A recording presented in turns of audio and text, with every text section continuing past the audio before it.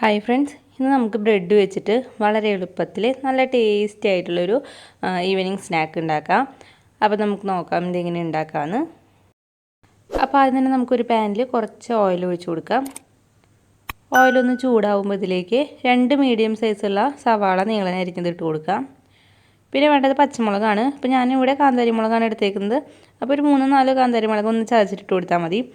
സാധാ പച്ചമുളക് എടുക്കുകയാണെന്നുണ്ടെങ്കിൽ 1-2 പച്ചമുളക് ഒന്ന് വട്ടന അരിഞ്ഞിട്ട് ഇട്ട് കൊടുത്താൽ മതി. എരിവൊക്കെ നിങ്ങളുടെ ഇഷ്ടത്തിനനുസരിച്ചിട്ട് ഇട്ട് കൊടുക്കുക. പിന്നെ ഒരു ചെറിയ കഷ്ണം ഇഞ്ചി നന്നായി ചതച്ചതും കൂടി ഇട്ട് കൊടുക്കാം. പിന്നെ ആവശ്യത്തിന് ഉപ്പും കൂടി ഇട്ടിട്ട് ഇത് നന്നായി ഒന്ന് വഴറ്റിയെടുക്കാം.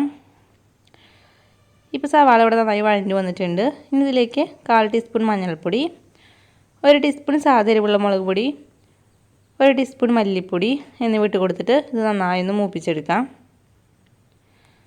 അപ്പോൾ മുളകും മല്ലി മഞ്ഞളൊക്കെ തന്നെ ഒന്ന് മൂത്ത് വന്നു കഴിഞ്ഞാൽ പിന്നെ നമുക്കിതിലേക്ക് തക്കാളി ചേർത്ത് കൊടുക്കണം. അപ്പോൾ ഒരു മീഡിയം സൈസുള്ള തക്കാളി ചെറിയ കഷ്ണങ്ങളാക്കിയിട്ട് ഒന്ന് മിക്സർ ജാറിലിട്ട് കറക്കിയെടുക്കുക. നന്നായി പേസ്റ്റ് പോലെ അരയേണ്ട, ഒന്ന് കറക്കിയെടുത്താൽ മതി. അത് ഇതിലേക്ക് ഒഴിച്ചു കൊടുക്കാം. അപ്പോൾ കഷ്ണങ്ങളാക്കിയിട്ടിട്ട് ഇട്ട് കൊടുക്കുകയാണെന്നുണ്ടെങ്കിൽ അപ്പോൾ അത് വെന്ത് വരാനായിട്ട് സമയം എടുക്കും. അപ്പോൾ ഇങ്ങനെ ചെയ്യുമ്പോൾ നമുക്ക് പെട്ടെന്ന് തക്കാളി ഇതുമായിട്ട് മിക്സായിട്ട് കിട്ടിക്കോളും. അതിനുശേഷം നന്നായി ഒന്ന് ഇളക്കി കൊടുക്കുക. ലാസ്റ്റായിട്ട് ഇതിലേക്ക് നമുക്ക് കുറച്ച് മല്ലിയില ഇട്ട് കൊടുക്കാം. പിന്നെ കുറച്ച് ഒരു 1/2 ടീസ്പൂണിൻ്റെ അവിടേക്ക് ഗരം മസാലപ്പൊടിയും കൂടി ഇട്ട് കൊടുത്തിട്ട് നന്നായി ഒന്ന് ഇളക്കി കൊടുത്തു കഴിഞ്ഞാൽ മസാല ഇവിടെ റെഡി ആയിട്ടുണ്ട്. ഇനി ഞാനിവിടെ 8 പീസ് ബ്രെഡ് എടുത്തിട്ടുണ്ട്. അതിൻ്റെ സൈഡൊക്കെ ഒന്ന് കട്ട് ചെയ്തിട്ട് മാറ്റി വയ്ക്കുക. അതിനുശേഷം ഞാനിവിടെ ചപ്പാത്തി കോല് വെച്ചിട്ട് ഒന്ന് ചെറുതായി ഒന്ന് പരത്തി എടുത്തിട്ടുണ്ട് ഈ ബ്രെഡിനെ.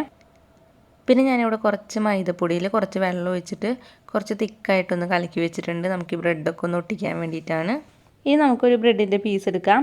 അതിലേക്ക് നമ്മൾ നേരത്തെ തയ്യാറാക്കി വെച്ചിട്ടുള്ള മസാല കുറച്ചിട്ട് കൊടുക്കുക. അതിനുശേഷം ഞാനിവിടെ കാടമുട്ട പുഴുങ്ങിയതിൻ്റെ ഒരു പകുതി പീസ് വെച്ച് കൊടുക്കുന്നുണ്ട്. നിങ്ങൾക്ക് വേണമെന്നുണ്ടെങ്കിൽ സാധാ മുട്ട പുഴുങ്ങിയതായാലും വെക്കാം. പക്ഷേ ഇത് ചെറിയ ബ്രെഡ് ആയതുകൊണ്ട് വലിയ പീസ് മുട്ട വെക്കുമ്പോൾ ചിലപ്പോൾ നമുക്ക് ശരിക്കും ഒട്ടിച്ചെടുക്കാനായിട്ട് പറ്റില്ല. അതുകൊണ്ടാണ് ഞാൻ കാടമുട്ട എടുത്തത്. നിങ്ങൾക്ക് വലിയ ബ്രെഡൊക്കെ കിട്ടുകയാണെന്നുണ്ടെങ്കിൽ നിങ്ങൾക്ക് സാധാ കോഴിമുട്ട വെച്ചിട്ടും ഇങ്ങനെ ചെയ്യാം. 4 സൈഡൊക്കെ മൈദ വെച്ച് കഴിഞ്ഞാൽ പിന്നെ നമുക്ക് വേറൊരു ബ്രെഡിൻ്റെ പീസ് എടുക്കുക. അതിൻ്റെ 4 സൈഡ് മൈദ തേച്ച് കൊടുക്കുക. അതിനുശേഷം നമുക്കിത് ഇതേപോലെ ഒന്ന് ഒട്ടിച്ചെടുക്കാം. 4 സൈഡും ചെറുതായി ഒന്ന് പ്രസ് ചെയ്ത് കൊടുക്കുക. കുറച്ച് കഴിയുമ്പോഴേക്കും അത് ശരിക്കും നന്നായിട്ട് ഒട്ടി വന്നിട്ടുണ്ടാവും. മസാലയൊന്നും തന്നെ പുറത്തേക്ക് വരില്ല. അപ്പോൾ ഇതേപോലെ ബാക്കി എല്ലാ ബ്രെഡും നമുക്ക് ഇതേപോലെ ഒന്ന് ചെയ്തെടുക്കാം. ഇപ്പോൾ ഞാനിവിടെ എല്ലാ ബ്രെഡും ഇതേപോലെ ചെയ്തെടുത്തിട്ടുണ്ട്. ഇനി ഞാനിവിടെ ഒരു ബൗളിൽ ഒരു കോഴിമുട്ട പൊട്ടിച്ചൊഴിച്ച് കൊടുക്കുകയാണ്. ഇതിലേക്ക് 1/4 കപ്പ് പാൽ ഒഴിച്ച് കൊടുക്കാം. പിന്നെ ഒരു നുള്ളു ഉപ്പും കൂടി ഇട്ടിട്ട് നന്നായി ഒന്ന് മിക്സ് ചെയ്തെടുത്തിട്ട് ഇതൊന്ന് മാറ്റി വയ്ക്കുക.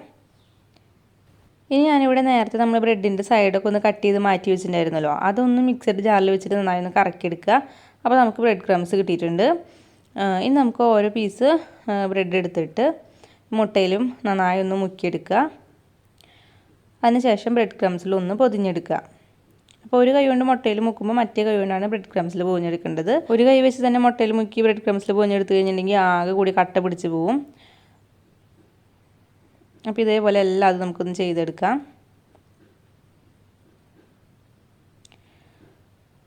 ഇനി ഇത് നമുക്ക് ഓയിലിട്ടൊന്ന് പൊരിച്ചെടുക്കണം. അപ്പോൾ ഞാനിവിടെ ഒരു കുഴിയുള്ള ഒരു പാൻ എടുക്കുക. അതിൽ ഓയിൽ ഒഴിച്ച് കൊടുത്തിട്ടുണ്ട്. ഓയിൽ നന്നായി ചൂടാകുമ്പോൾ നമുക്കിത് ഓയിലിലേക്ക് ഒന്ന് ഇട്ട് കൊടുക്കാം. അതിനുശേഷം ഒരു മീഡിയം ടു ഹൈ ഫ്ലെയിമിൽ തന്നെ വെച്ച് കൊടുക്കുക. നമുക്കിത് പെട്ടെന്ന് റെഡിയായി കിട്ടും.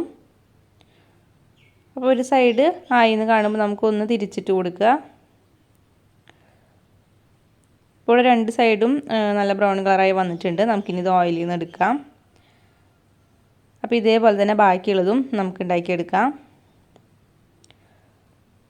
അപ്പോൾ വളരെ എളുപ്പത്തിൽ നല്ല ടേസ്റ്റ് ആയിട്ടുള്ളൊരു ഈവനിങ് സ്നാക്കാണ്. നമുക്കിത് ചായയുടെ കൂടെ കഴിക്കാൻ നല്ല ടേസ്റ്റാണ്.